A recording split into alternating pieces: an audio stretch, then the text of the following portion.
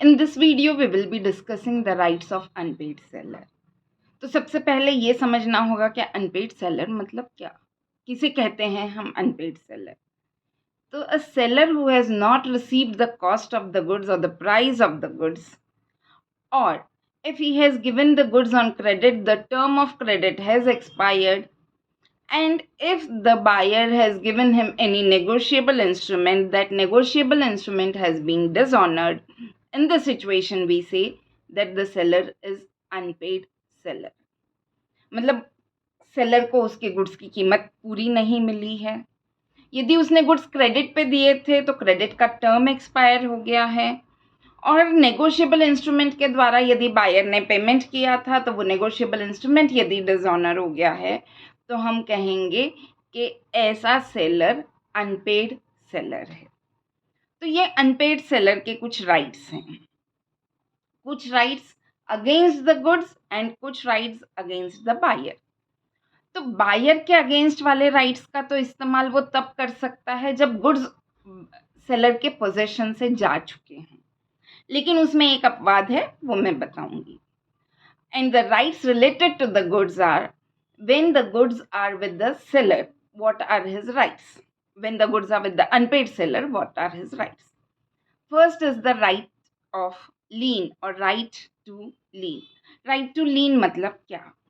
तो यदि सेलर को अपने गुड्स की कीमत नहीं मिली है तो वो यदि चाहे तो वो बायर को गुड्स का पोजीशन देने से इनकार कर सकता है.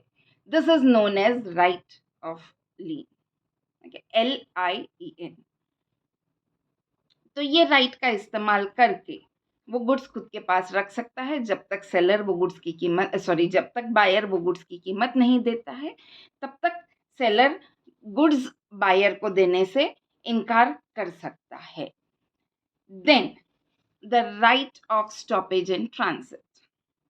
Right of stoppage in transit का इस्तेमाल तब कर सकता है जब गुड्स पहले तो सेलर के पास से जा चुके हैं लेकिन बायर को नहीं मिले.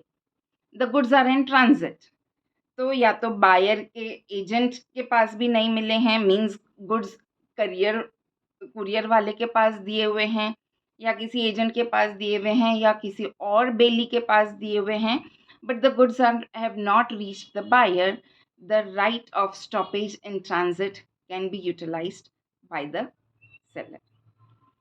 अब राइट ऑफ लीन कब टर्मिनेट होता है? जैसे ही वो सेलर गुड्स कुरियर वाले को दे देता है या फिर बायर या बायर के किसी एजेंट को देता है तो राइट ऑफ लीन टर्मिनेट हो जाता है.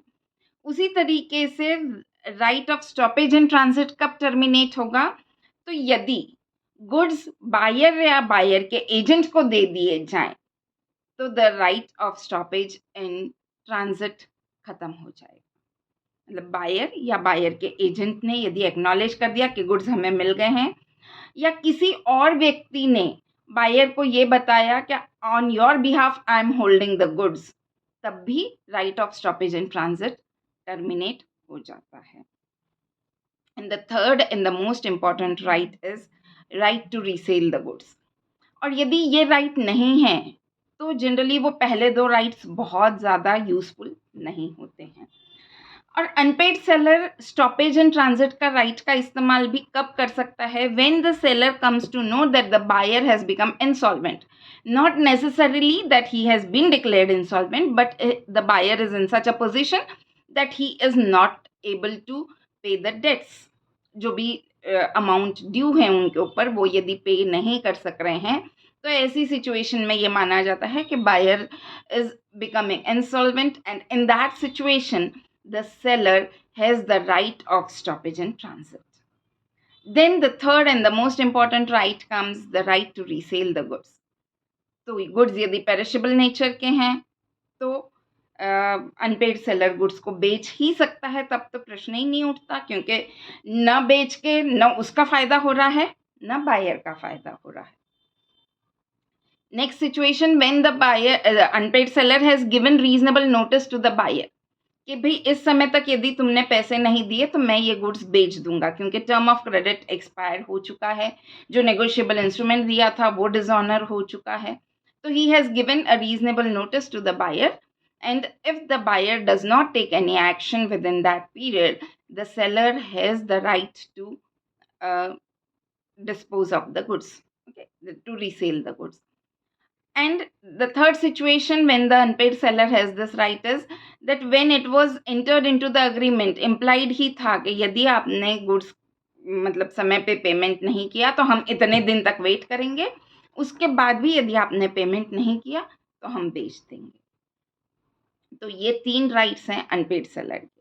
अब जब गुड्स बेचने के बाद यदि लॉस होता है अनपेड सेलर को, मतलब जो प्राइस उसको मिलना चाहिए था वो नहीं मिला और उससे कम प्राइस मिला है रीसेल करने पे, तो जो डिफरेंस है, जो लॉस का अमाउंट है, उतना अमाउंट वो सेलर बायर से रिकवर कर सकता है सेलर। हाँ, लेकिन यदि सरप्लस मिला तो the buyer has no claim over that.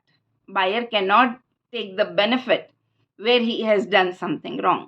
मतलब बायर ने पहले पेमेंट नहीं किया और फिर अब उस चीज़ का एडवांटेज उसे मिले, ऐसा नहीं होगा।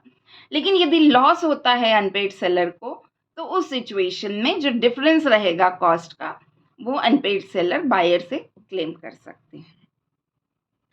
और ये बायर से डिफरेंस क्लेम कब नहीं कर सकते अनपेड सेलर?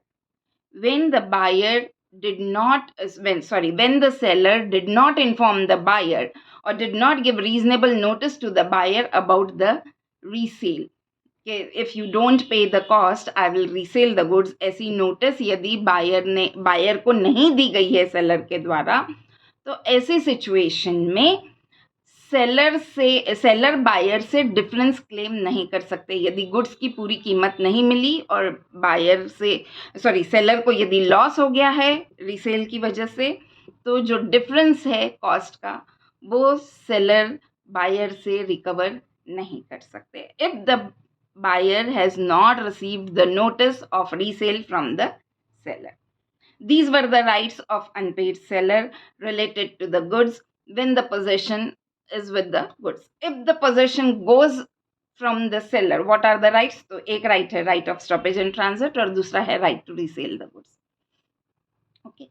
अब इसके बाद यदि मान लीजिए कि बायर को पोजेशन मिल चुका है, तो सेलर के क्या क्या राइट्स हैं? तो the first right is to claim for the price. जो भी प्राइस है गुड्स का वो क्लेम करने का राइट है। Second, to claim the interest.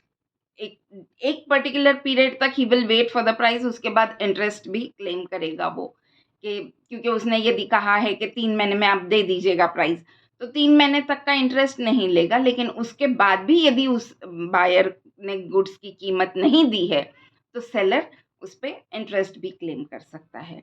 इसी के साथ साथ कॉम्पेंसेशन भी क्लेम कर सकता है। यदि कुछ लॉस होता है, कुछ नुकसान हुआ है सेलर को इसकी वजह से, समय पे पेमेंट नहीं करने की वजह से, तो he can claim the compensation also.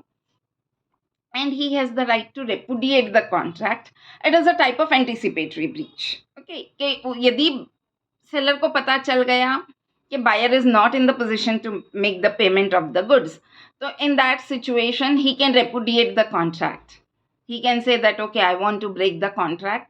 तो ये anticipatory breach के तरीके से हो जाएगा। So these are some rights of unpaid seller. I hope the concept is clear. If you want, whenever you want me to prepare a video on any topic, you can definitely drop a message. I'll prepare the video.